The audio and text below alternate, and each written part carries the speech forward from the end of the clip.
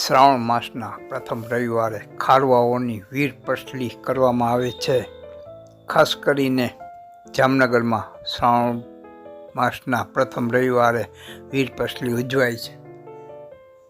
વીર પસલીના આગલા દિવસે સૂતરના દોરાને હળદરમાં પલાળીને બીજે દિવસે દોરાને સૂકવી 21 ગાંઠ બાંધીને આ દોરો એટલે કે રક્ષા બહેન ભાઈને બાંધે છે અને ભાઈના લાંબા આયુષ્ય અને સુખ સમૃદ્ધિની ઈશ્વરને પ્રાર્થના કરે છે.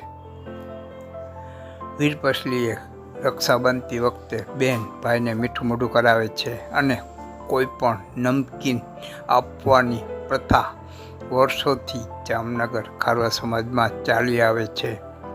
ખારવા સમાજમાં હિન્દુ રીત રિવાજ મુજબ સામાન્ય રીતે વીર પસલી ભાદરવા સુદ નોમના કરે છે, પરંતુ જામનગરમાં ખારવાઓ દ્વારા શ્રાવણ માસના પ્રથમ રવિવારે વીર પસલી કરવાનો રિવાજ વર્ષો જૂનો છે.